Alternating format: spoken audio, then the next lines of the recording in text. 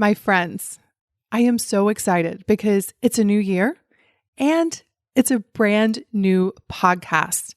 Yes, we are officially the School of Self-Image. And in this episode, I want to talk about my own self-image transformation and what it really takes to change. Enjoy. Welcome to the School of Self-Image, where personal development meets style. Here's your hostess, Master Life Coach, Tanya Lee. Hello, my beautiful friends. Today is a very exciting day. First of all, Happy New Year. This is the first episode of 2021, and I don't know about you all, but I am so excited about a new year. Secondly, did you see that the doors are open to the School of Self-Image? We are welcoming in new ladies who have decided this is the year that they want to transform their self-image. Because if you've been listening to previous episodes, you understand everything you want that you don't yet have is going to require that you create a new you.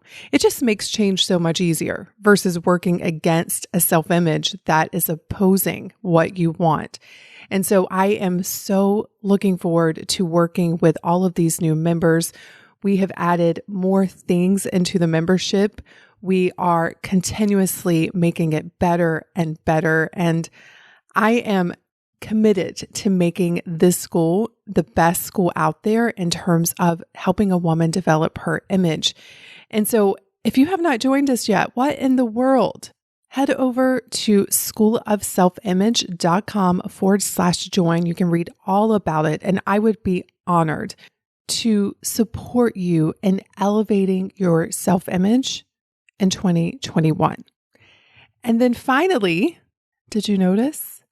This is a brand new podcast. We have officially switched over from French Kiss Life to the School of Self-Image. And it's bittersweet. What can I say? French Kiss Life will forever be a part of my story. It'll forever be a part of my own self-image transformation. But when I decided in October to open up the School of Self-Image, I made another decision, and that is to go all in on it.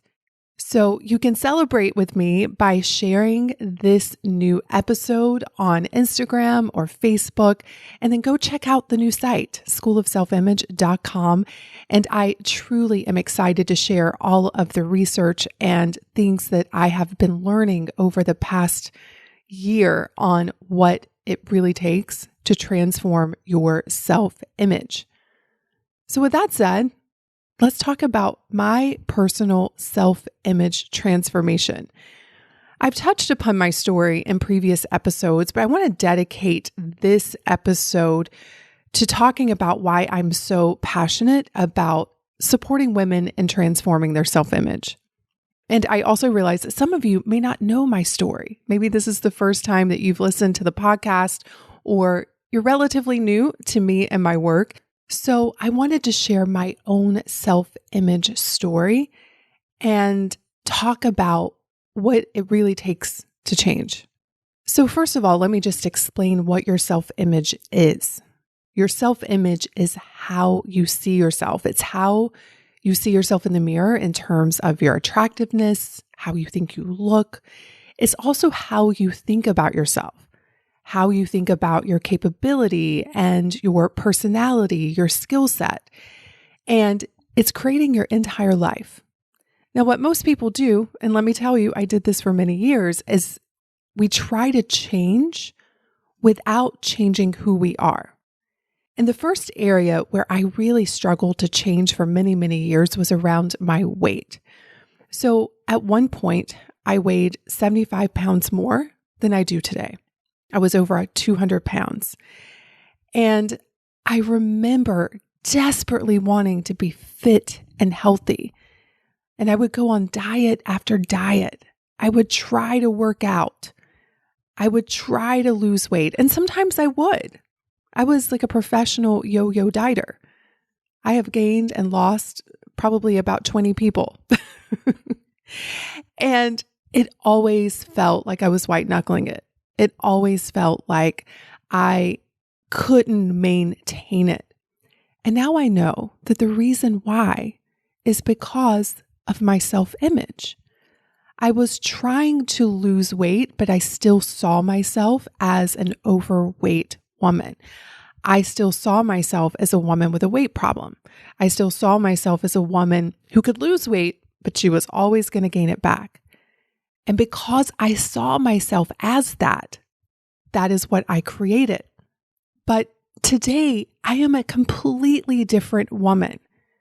When I think about myself in regards to my weight, I have very different thoughts. For example, I don't even think about dieting. I don't think about food as being good or bad. I don't think about myself having a weight problem. I see myself as a naturally slim woman who enjoys food and enjoys taking care of herself and who doesn't fear ever having a weight problem again. And let me tell you all, that is miraculous because I do remember thinking, I will never, ever get over this. This will be a curse for the rest of my life. But today, I think completely different about myself. My self-image around my weight has been completely transformed. So let me tell you why. In the School of Self-Image, we talk about 3 different areas that shape our self-image. The first of which is your mindset, how you think, which creates how you feel, which then impacts how you show up in the world. So remember, back when I was struggling with my weight, I was thinking in opposition of what a naturally slender woman thinks. A naturally slim woman doesn't think she's going to struggle with her weight. Now, many of you may think, but she doesn't. She's already naturally slim. But here's the thing, you have to be her now. And so for me, I started to practice thinking the way I thought I would think when I was at I call it my happy weight. Now, in the process of change, you're going to have to let a part of yourself die, and that is so uncomfortable. And also, you're going to have to let old habits die, which is also uncomfortable. What I realize now by having that old self-image, it gave me an excuse to overeat. It allowed me not to feel discomfort, and it kept me in the familiar, which is what the brain naturally wants to do. But as I began to change my mindset and I went through the process of discomfort that comes along with that, I eventually birthed a completely different woman. I am feeling better physically than I have felt in a long time, and I never, ever worry about my weight, and I never obsess over what to eat. Miracle, telling you. But the other 2 areas that we talk about within the School of Self-Image is your style, how you show up. My style when I was struggling with my weight was one of which I was trying to hide my body. And I carried myself in a way that exuded shame and being small, even though I was physically big. Because style isn't just what you wear, it's how you walk into a room, it's how you carry yourself. And so I started to work on my style. I started to dress the body I had in a way that when I looked at myself in the mirror, I didn't think, oh, you're disgusting. I started to think, oh, you look cute today. Look at you. And that impacted how I saw myself and how I treated myself. I started to work on my posture, how I carried myself. And over time, I literally started to see myself differently. And finally, the third area is your surroundings, your environment. It's so much harder to change when you stay immersed in the familiar environments that trigger you to think in the same old ways and to have the same behaviors. So when it came to my weight, I was raised in the deep South where pies and collard greens and cornbread and fried chicken were always being served. Didn't have to go far to find some good fried food. And so when I was in that environment, even though I could change, it just made it so much harder. And so I started to immerse myself in different environments. And this is what it looked like. Number one, I would look at different types of magazines. I remember I started to read about clean eating. I started to get acquainted with what that looked like. I also at work started to associate with people who were healthy, people that worked out, because people in my immediate family and my immediate surroundings, I didn't have any examples of that. But at work, I remember there were a few people that I worked with who were into exercise. At lunch, they were always eating healthy. And so I made an effort to put myself in their presence as much as possible because I wanted what they had to rub off on me. I wanted to see how they think. I wanted to see what they ate. I wanted to see what their workouts were. I also started to listen to different kinds of information. I stopped buying diet books because diet books are what overweight people buy. And I didn't want to be overweight. And so I asked the question, if I was not dieting, if I wasn't struggling with my weight, what would I be reading? And it actually had nothing to do with food. I wanted to read books about travel and style and beautiful novels. And so I started to do that.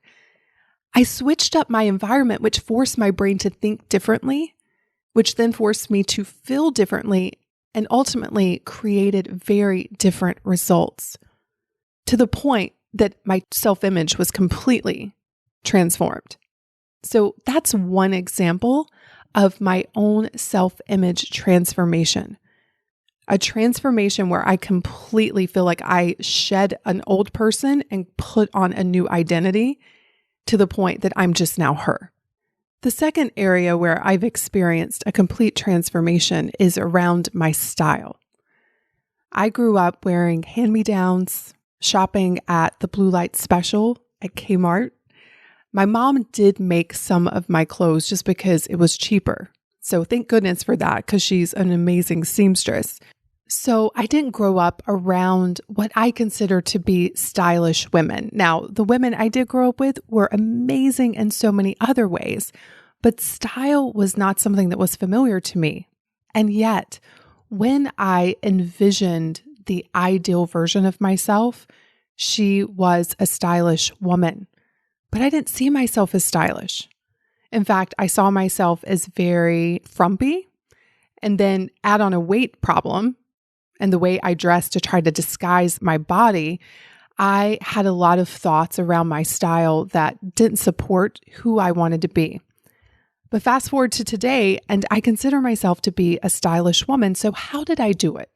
For my style transformation, the environment was the biggest factor because you don't know what you don't know. When I looked around at my environment, I had no examples of what it even looked like to be a stylish woman. So I started to immerse myself in the world of style. I would buy Vogue, Harper's Bazaar, Elle, and I would just notice how outfits were put together. I started to study designers. I started to read books about how to cultivate style. And then the other big surrounding change that had a big impact on my style was travel. Traveling to new cultures, especially in Europe, because European style is definitely aligned with the kind of style that I wanted to have, gave me an example of what was possible when it came to my own personal style. So I started to edit my wardrobe ruthlessly. I would look into my closet and I would ask myself, do I love it? Does this represent the woman that I used to be or the woman that I'm becoming? And I just started taking so many clothes out of my closet to the point that I only had a few really good pieces left. But then that became the foundation of which I've been building my wardrobe for many, many years. And my personal style is very simple and elegant and sophisticated, which are not the words that I would have used to describe my style all those years ago. But the crazy thing that happened is as I began to invest in quality pieces And I began to wear things that were very actually uncomfortable to wear, not physically, but emotionally, only because I wasn't accustomed to seeing myself in such a way. Over time, that became my new normal. I stopped wearing khaki pants and big baggy t-shirts, and I started to wear things that really did embody the woman I wanted to be. And I also began to carry myself differently, which is also a part of the style component. As I was saying earlier, I began to work on my posture. I began to really notice how my body language affects how I think of myself, how I see myself. And all of that impacted my mindset. I was looking at a reflection of myself that gave me a very different message in terms of how I see myself and how I think about myself. And so fast forward to today, and my wardrobe is a true reflection of who I want to be, but it's been years in the making. And it will always be a process, an evolvement, because as I think about who I want to become this year and in 5 years and in 10 years, I am sure that my style will evolve as well. And as my style evolves, so will my self-image. Another big area, actually a huge area where I've had a complete self-image transformation is in my career. I was a critical care nurse for 15 years.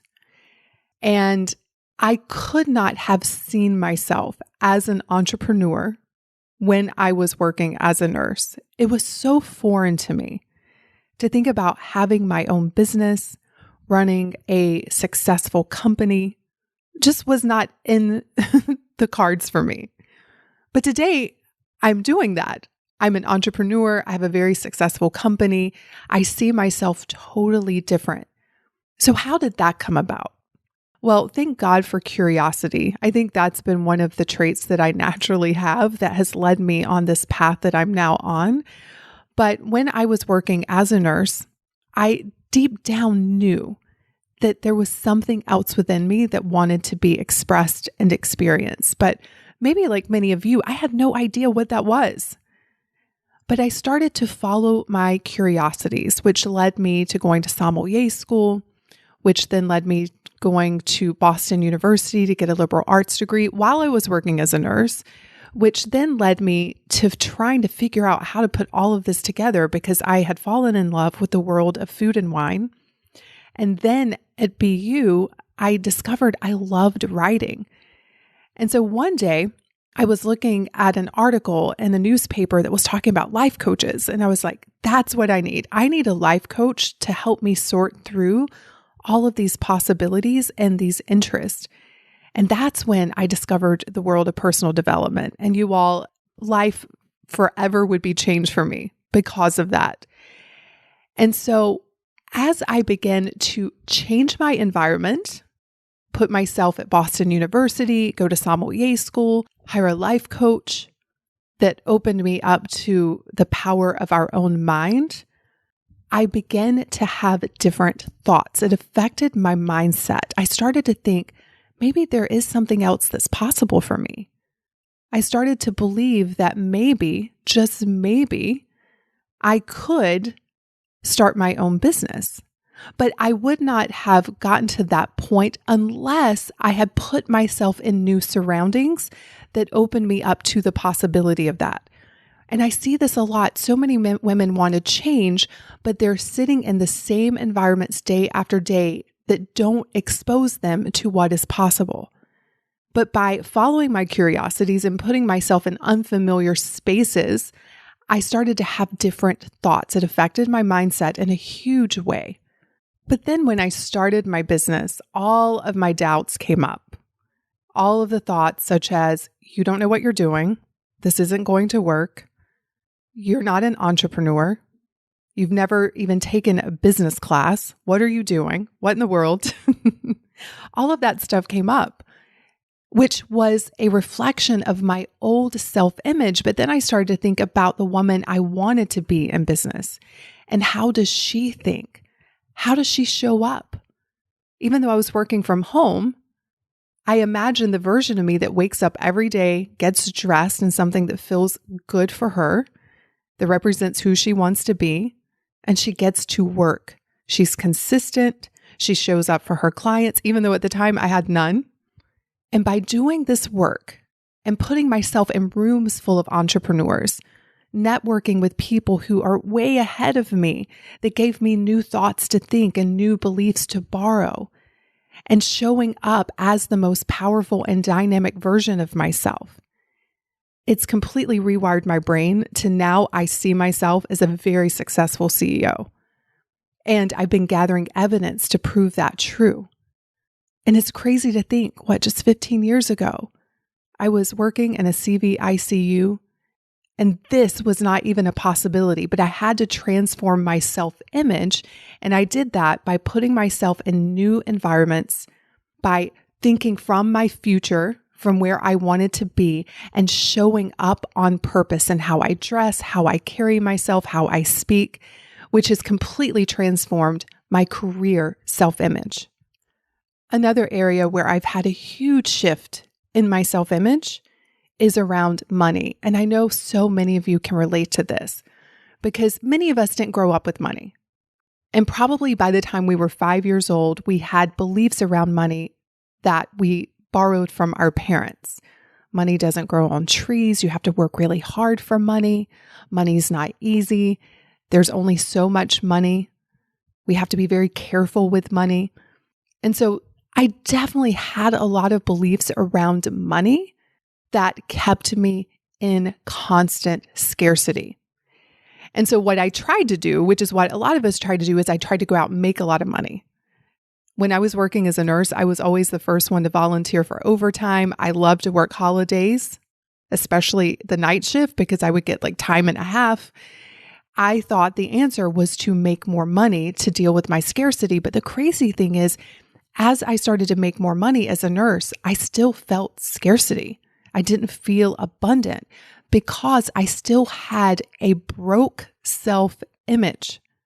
But fast forward to today, I think completely different about money. And I still have some work to do around money, y'all. So I just want to put that out there. But my financial identity is completely different than that girl that was working as a critical care nurse. And now, because my self-image has changed around money, I have created more wealth in my life.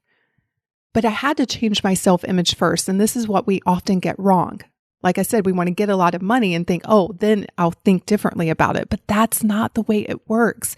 You have to begin to think about it differently now and develop a rich self-image if you want to create more wealth in your life. In fact, I created a whole course on this. It's called The Wealthy Woman. And when you join the School of Self-Image and you choose the annual option, you get access to this course. And I teach you how I completely transformed my mindset around money to help me create wealth. And listen, I've had women go through this course who are stay-at-home moms, school teachers, women who work in corporate, and also entrepreneurs. And they've had phenomenal results because it is about your self-image, how you see yourself in relationship to money. And so today, my self-image is completely different than it was all those years ago around money. So what did I do? The first thing that I did was my mindset. I started to think more abundantly. Even when I had very little money in the bank, I started to practice thinking like a wealthy person. Now, this required a lot of awareness and a lot of mental effort because I wanted to slip back into my old identity because it was so familiar. And the brain loves staying in the familiar. It doesn't have to work that hard. It's pretty cozy, even though it's not helping you create the results that you want. So I had to constantly be mindful of my self-talk around money.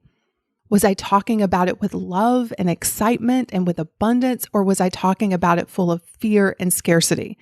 And anytime I would find myself in scarcity and fear around money, I would change it immediately. I would immediately go to gratitude and appreciation and shift that energy. The other thing that I did is I put myself in rich environments.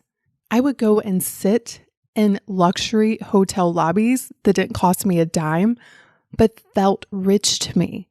I wanted to be in the energy of wealth and abundance. I went to Monaco, and I remember just being blown away with how much financial resources were in one country.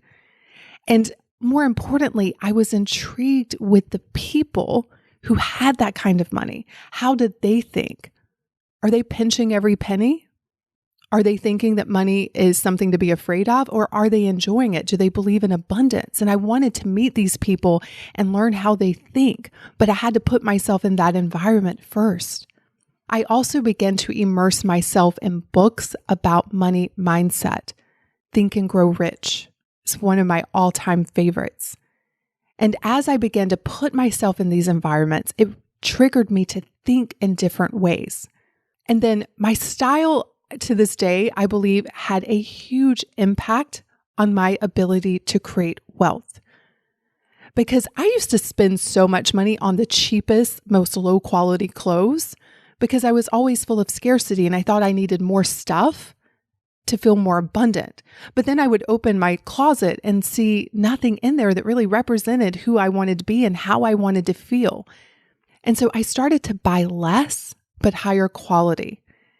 Instead of buying 5 cheap handbags, I saved up and I got one beautiful quality designer handbag. Instead of buying 10 different shirts because they're on sale, I would save up and buy a beautiful, well-made shirt. So my closet had this simple, refined elegance that I aligned with wealth. And then as I began to show up that way, I saw myself differently. So in a room full of people, I carried myself differently. And because of how I was dressed, they responded to me differently. And all of this combined helped me to create more wealth in my life. So today, when it comes to money, again, I have a completely different self-image than all of those years of growing up in a trailer, working hourly to make ends meet, being a single mom, and believing that this kind of life was not possible for me. And I say this to you because if I can do it, so can you. I am a great example of what's possible when it comes to money because I know what it's like to not have any. I know what it's like to be poor. I know what it's like to be broke.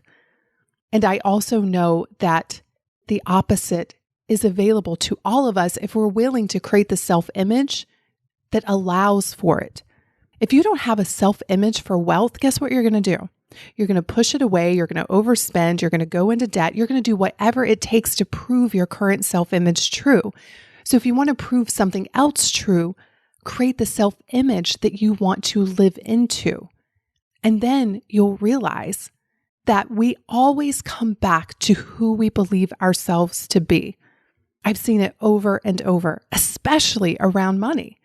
If you believe that your financial potential is, let's say, $50,000 a year, based on your past, based on what you've been told, you are going to work to prove that true.